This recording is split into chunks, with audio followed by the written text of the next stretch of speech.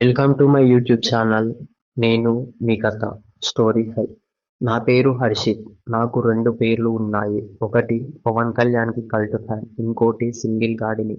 ఈ పేర్లు నాకు నచ్చినవి కాదు, జీవితం నాపై వేసిన ముద్ర.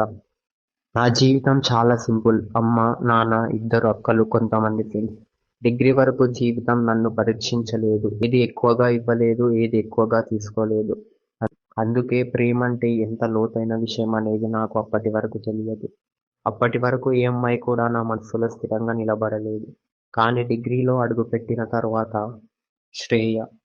ఆమె పేరు వినిపించినప్పుడల్లా నా మనసు ఎవరో పిలిచినట్టు ఒక్కసారిగా తిరిగి చూసేది. ఆమె అందంగుందా? అవును. కానీ అది అసలు కారణం కాదు.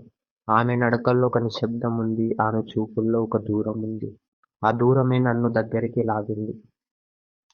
ఆమె కోసం నేను నెమ్మదిగా మారాను. ముందు నాకు నేనంటే కూడా పట్టించుకునే అలవాటు లేదు.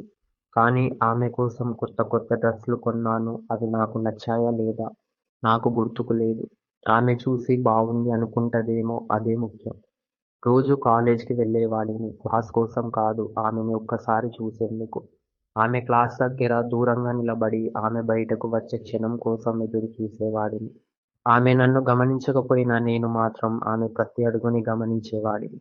రోజు చివరికి ఆమె కాలేజ్ నుంచి బయలుదేరే సమయం కోసం నేను ఇంకా అక్కడే ఉండేవాడిని. నా బస్ ముందు వెళ్ళిపోయినా పర్లేదు.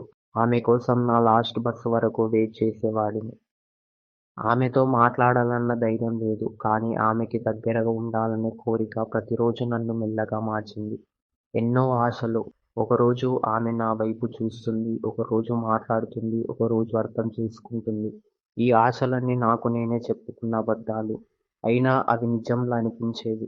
చాలా రోజులు ఈ ప్రేమను మనసులోనే దాచుకున్నాను. ఎందుకంటే చెప్పితే ఏదో పోతుందేమో అన్న భయం. కానీ చెప్పకపోతే నేను పోతానేమో అన్న భయం ఇంకా పెద్దది. ఒకరోజు చెప్పేశాను. ఎటువంటి గొప్ప మాటలు లేవు. ఎటువంటి హామీలు లేవు. సింపుల్‌గా నీవంటే నాకిష్టం.